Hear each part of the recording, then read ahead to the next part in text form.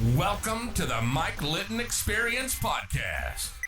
Mike has over 31 years experience in real estate, finance, and investing.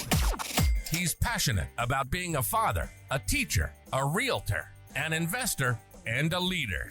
Everyone has a story, and our passion is to help them tell it. And now, introducing the host of the Mike Litton Experience, Mike Litton. So what can you expect from the Mike Litton Experience? You can expect stories that will inspire, motivate, advice that will sharpen your focus, and expert information on real estate, finance, and market conditions. It's honestly not a great, and it's the one time where I really thought about taking my own life because I didn't want to watch my back no more. Because just being from a certain neighborhood or being associated with certain friends will put you in a certain camp that obviously by definition creates enemies. Mm-hmm. Because if someone says, hey, you're from that side, I'm from this side, now we have a beef that I personally never met that person, right? Right. Not a fun feeling. So I always saw growing up, whatever I'm going to do it right, but I'm also going to do it from a moral perspective where I can go to bed at night. Right. Not having to worry because I do have a conscience. Yeah, and you got to get up the next morning and look at yourself in the mirror, right? I don't want to have that. I don't want to go to the grave having to say, oh, this person was a piece of crap because of how he conducted himself. It's sort of like, you don't want to become successful, you don't want to acquire wealth through nefarious means or being a person that's wicked or someone that's deceitful. That's not how I want to do my business. Yeah. And it's like now doing escrow, I try to do every transaction the same way, whether I do it for a $100,000 transaction or a multi-million-dollar transaction. I treat people the same way. I give them the same attention, the same experience, same work product, everything. Because, and by the way, I can attest to that. But I just say fundamentally, it's just consistency. Yeah. If I'm consistent all the time, I don't ever have to worry about going up and down. Yeah. It's sort of like saying something that's the truth and also lying. Because I think Mark Twain said it, a good liar or a liar in general always has to remember what they said. Yeah. Because it's so unnatural. Right. Rather, I want to be natural. So I want to be naturally good. Right. I want to be naturally truthful. I want to be naturally consistent. Very wise, man. You know what I mean? Very wise. So it's like stuff like that. And growing up, of course, my childhood is now in hindsight. I can talk about it. I would say if this was 10 years ago, I probably wouldn't talk about certain things. But now that I've gotten to the point that I'm at, I'm like, you know what? For instance, like with my father, I don't hate the man. Yeah. I don't hate him at all. Do I need to talk to him to give me closure? No, not at all. The reason I don't is because I know how my dad is. I know how he can be manipulative. So even if I got an answer, I don't even know if I would have closure for myself. Right. I'd be like, it's probably a waste of time. Yeah. Or I may have had a high expectation and I might have got let down. I think either or I don't win in that situation. I think lack of expectations in that situation is probably better. Yeah. I just think honestly it's not a waste of time. But like I said, I have no hatred, no ill will. Yeah. I'm perfectly fine where I'm at in terms of a mental perspective.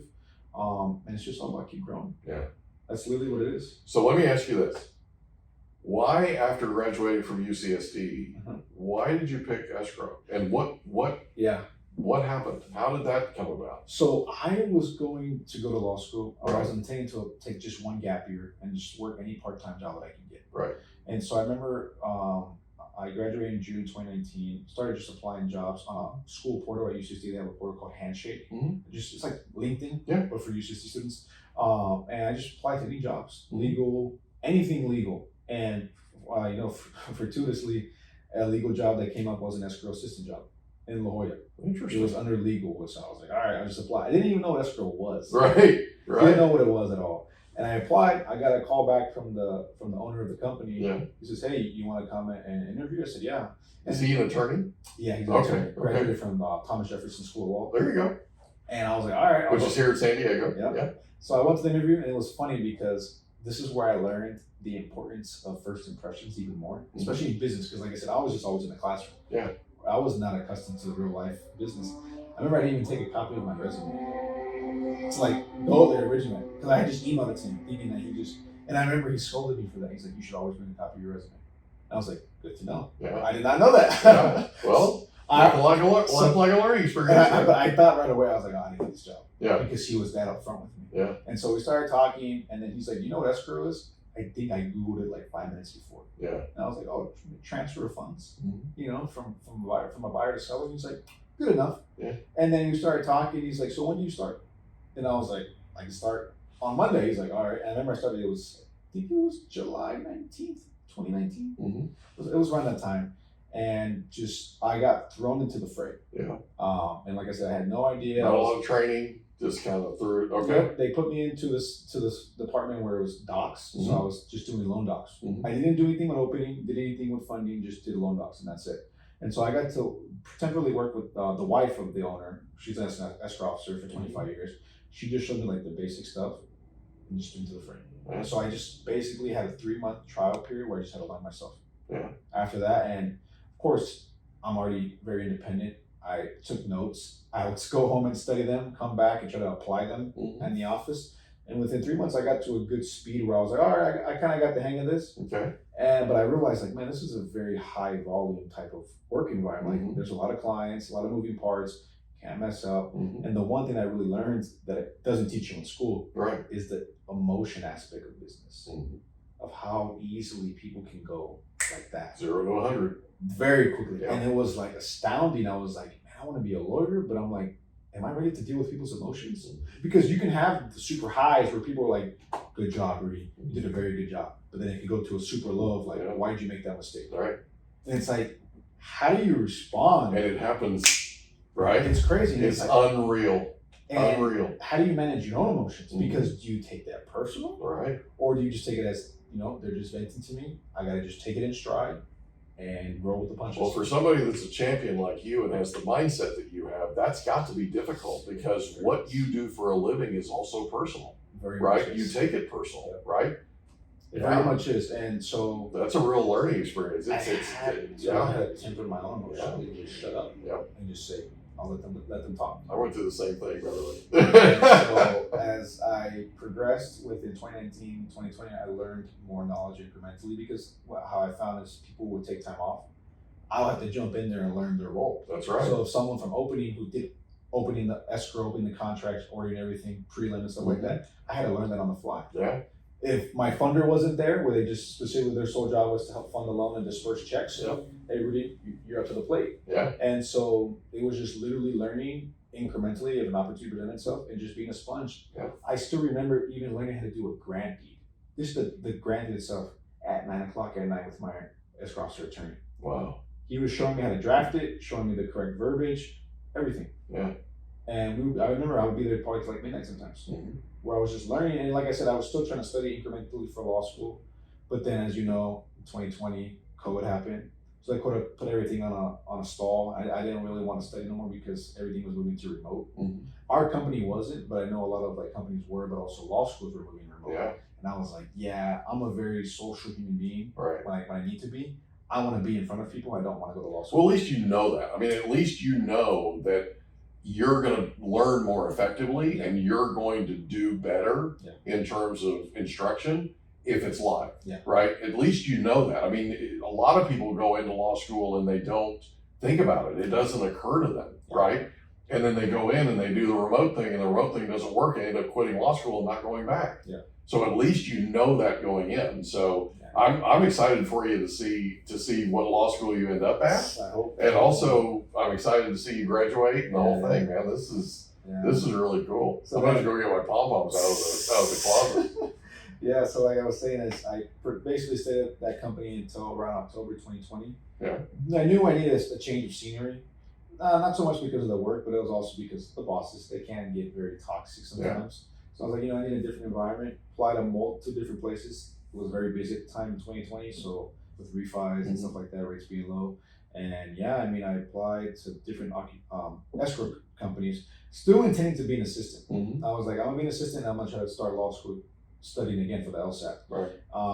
And I applied to many different companies. I stumbled upon here, did like 5 interviews, super competitive, and finally I got hired, and I was like, I'll come here. But I remember during the interview process, I had told the owner and the manager, I can do what an escrow officer can do. And for someone to say that within a year's experience, it's a very big statement. Yeah. And I knew I had to stand by that if the time comes. And literally, fortuitously, 2 weeks in, the escrow officer that I got hired to work under quit. Wow. Quit abruptly. Unreal. And I remember coming on a Monday, it was in November of 2020, which is like 2 weeks after I started already. CEO calls me, you have no one to fill the seat. Can you perform? I said, yes. And I remember as soon as I said yes, I got calls from so many different people. And mind you, that escrow officer was only just doing refinance at the time, but still, just having that title now and managing your own desk, it's a big thing. Especially, again, a lot of files. So I took over those files, and I'd say I basically had a trial period from November 2020 to around August of 2021. Through that time, of course, I was studying under different escrow officers. We have a lot of escrow officers here. Just learning, taking notes under the veterans, seeing what worked, seeing what didn't work, and sort of like developing my own system. So finally, by August of 2021, I got my first ever resale escrow. Like where it was my escrow name on it. I'm managing it. And yeah, from 2021 of August to now, we're doing excess. So this is August of 2023, 2021. right? No, we're now in August of 2023. 2 years now. 2 years, yeah. 2 years now. So you've been here 2 years now? I'm the number 2 performer in the company. That's awesome, dude. The entire company now. That does not surprise me. No. And that's the thing. It's interesting. I still remember when I got that first resale escrow 2 years ago. So nervous. And I was like, because again, you have all these theories, all these systems that you want to employ. Now you actually got to put them in action. Yeah. Like, how do you formally say, "Hello, thank you so much for the new escrow"? How do I get my packages out? Making those timelines in your head already, where they become second nature. Yeah. So that way I can convey that to my agents and also sound confident. Because that's the one thing I learned. You have to sound confident and stand by it, because people can sense that stuff. Yeah. Especially over the phone. If you start stuttering, you start sounding ambivalent, they're going to notice that. Yeah. And that's one of the ways that you lose clientele. Because if they sense like, I can't really trust you, I'm never going to do business with you, especially a financial transaction. That's true. So I had to learn to, get the repertoire of sounding confident, having that, that knowledge of everything that I learned and put into action. And yeah, from August 2021, just slowly building up, scaling. Now I have my own big team now. I'm probably going to hire a 4th person and just doing consistent 6 figures every month. And yeah, it's even in this market, it's incredible. That's awesome. Because a lot of escrow companies, they're not performing because it's hard, it's low inventory, right? So you really, it's feast or famine. I agree with that. You're only as good as your last escrow. Yeah. And that's why I always tell my team, you got to work hard every day. We got to be here right at 8 a.m. We got to put out why. Not because of my expectations, the client's expectations. Because if they don't like us, they'll go down the street. Well, your expectations are important too, because you're the leader, right? But it's also passed down from the client, because if I don't perform, they go down the street and bye, never see them again, right? Yeah. That agent that you worked with, they'll go somewhere else. Absolutely. And that's why I always tell people, you cannot get too overzealous with your relationships. You have to continue to cultivate them, continue to work on them, because if not, people are not going to stay. They're going to do what's best for them, and you got to respect that. You can't take that personal. Okay, if you understand that, then you got to make sure that every transaction you work twice as hard. Exactly. Because if not, it can all be gone. So I've been doing this 31 years, and I had somebody that I'd used for 25. Yeah, long time. And then I gave you a shot, and you won me over. Yeah. Okay. So it says something, man. Yeah. It says something. That's all it takes, and that goes for anybody in life, anything in life. Is if you have one opportunity, you should literally work on that fully, because sometimes that's only you're ever going to get. Exactly. You never get another chance. Yeah, you were only going to get one shot, and you won me over. Yeah. So let's talk a little bit about escrow. Yeah. So what are you seeing today in the marketplace? It's currently August of 2023. What are you seeing happening right now? It's definitely, first and foremost, high rates. Okay. So definitely seeing in the 8s. I've seen as high as 10%, which is insane. Yeah. Of course, low inventory, what that means for us from an escrow perspective. Our agents, of course, if they're producing, that's very well. But there's like escrow officers within our company, I'm sure other companies as well, where they're not producing as much. So they're not getting a lot of business. Yeah. There's almost no refis because interest rates are so high. You're seeing a lot of people asking more so for discounts. From whether it be agents or clients themselves, of course, because they want to cut costs because of the high interest rates, whatever they can do to cut costs out a little bit. You're also seeing a lot of people, a lot of all cash transactions. I'm still seeing that. Yeah. A lot of investors. Definitely, I see very little private money lending. It's still straight all cash. Wow. LLC corporations, the whole 9. Quick closes still if they can, but for the most part, yeah, that's pretty much what I've been seeing. We don't really get involved in this, but we do see it, like appraisals and stuff like that. I have seen when I've been on the emails that the appraisers are getting very strict, very, very strict. So appraisers get their direction from underwriters, okay, from the lender. Yeah. So it sounds like lenders are starting to kind of pull their horns in a little bit and get a little more restrictive. And that happens when things start to slow down. One of the very first things that lenders do is they get defensive, right? Like I said, I've been doing this for a while, right? I've been around the block a few million times. And, you know, it's absolutely the case. Every single time that it starts to slow down, they get tight. And then when it starts to come back, once they believe it, once they believe in the momentum, then they start loosening up again. Or a little bit anyway, right? And so, so you're getting what you're seeing is coming from the lenders. I do see as well from the lender perspective, a lot of them are very more anxious too, because again, there's not a lot of business to go around. So the one deal that they do have, they try to baby it, but it can rub off on people in a bad way. What I mean by that is, say for example, if you don't, I haven't seen it happen to myself, but I've seen it happen to other escrow officers where if they don't respond as quickly or do something as quickly, people are so quick to throw shade in this business, throw people under the bus. I've seen this so many times. But especially when things slow down, right? Because there's less to pick from, right? There's less meat out there. But So they think they need to be able to be quicker now because when they have that one deal. But for us, for my team specifically, we're still very busy. I try to give 100% to every deal. Oftentimes, or sometimes you won't be able to do that, the capacity every time, but you may have lenders, for instance, saying, "Oh, I need this right away." And they're very adamant because that's their only deal. So I understand that, but still treat me with some sort of like patience in that sense, right? So sometimes you're having to push back and say, "Hey, we'll get to it, we'll get it done, don't worry about it." But then immediately CC a buyer's agent. "Oh, what's going on with this company?" Not doing anything wrong, not at all. I had another escrow company yesterday where literally it was just me and them corresponding because we were doing an assignment of funds. My seller's buying a replacement property at escrow. So I reached out to the other escrow and said, "Hey, can you give me the nominal amount of how much you need to wire? I already know I have the assignment of funds amendment that you gave me, but it says blank, meaning you can put an exact amount, or net proceeds." And again, mind you, this is just between us. This means they reply back, attach the email with the assignment of funds, which mind you, I already acknowledged I had, and CC the entire agents and say, "Why are you asking for this?" And I'm like, "Because I'm asking you for a specific amount. It says on your thing, blank or net proceeds." But in their mind, they're just saying all of the net proceeds. And I'm like, you have an or in your statement. The client, which one is it? The client is wanting to invoke the one where they want to, they don't want all the money to go there. And that's all I was asking. And literally the client was also CC'd on that. She calls me, she's like, "What's going on?" And I'm like, "Hey, tell me, I'm just having a simple conversation. I was just getting a specific amount."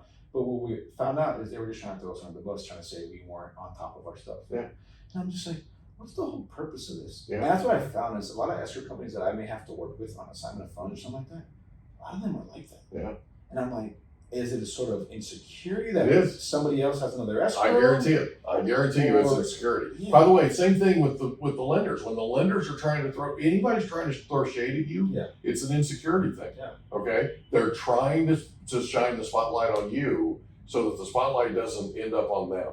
And that's the because they know that if the spotlight's on them, they're not performing. They're not doing what they need to be doing. That's I'm not in the business of doing that at all. So when that and you want to continue that way. So you need to be that island. Okay. Reagan talked about the shiny city on the hill, right? Okay. You want to be that.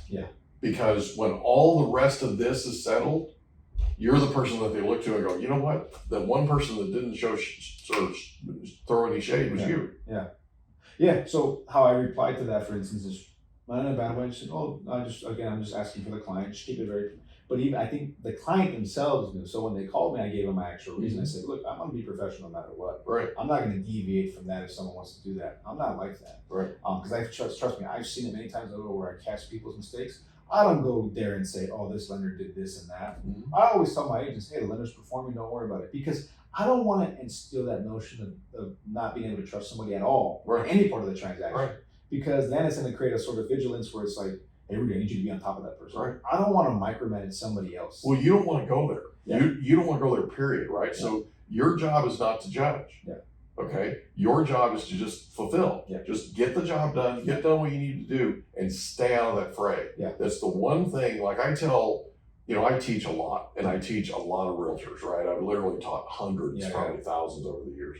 But one of the things that I've taught them, and I kept telling we owned the Keller Williams office in Escondido for 18 years.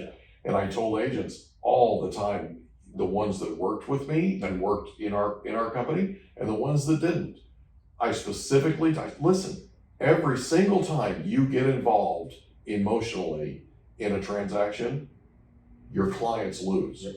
Okay, you'll ultimately lose, yeah. but your clients lose, first, right?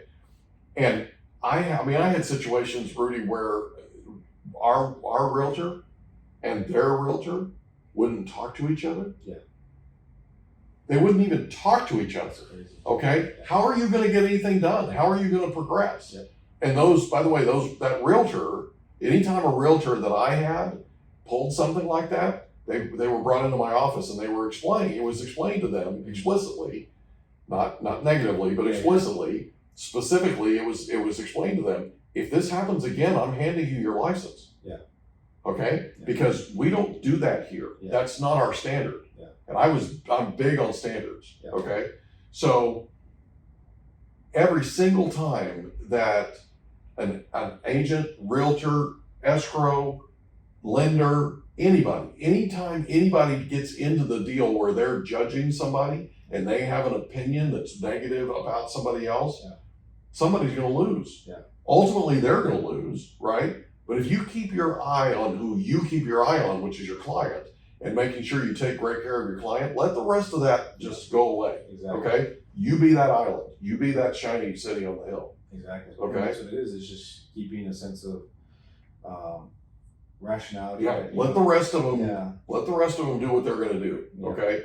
You focus on what you focus on. You'll come out the other end of this, right? When the market starts picking back up, people will think about it and they'll go, you know what? Rudy was the one person that didn't go negative. Rudy was the one person that didn't, right? And when people criticize you, okay, when people criticize you, don't respond. Yep. Don't respond. Yeah. Just do what you do and keep doing it. I had it this morning, for instance, where we have a file where it's been delayed for weeks because of a 9A report where they barely ordered it. And so still waiting for it. And then finally we got an addendum saying like, hey, we're just gonna close without it. But the agent was like, it's just, she was so worried in the email and she was kind of being rude in the way. So like, we need to get this done or else lock's gonna expire tomorrow. And I just replied very calmly, said, I don't foresee this being issues now that we have this resolved. We are definitely gonna fund. Cool. Give an update 20 minutes later, file is now funded. Thank you for the update. Yeah. Rather than going back and forth and saying, why are you being worried? Right. I just push that aside. Yeah. That's the thing that and that's the best thing you can do. Yeah. Don't get in the water with them. Yeah.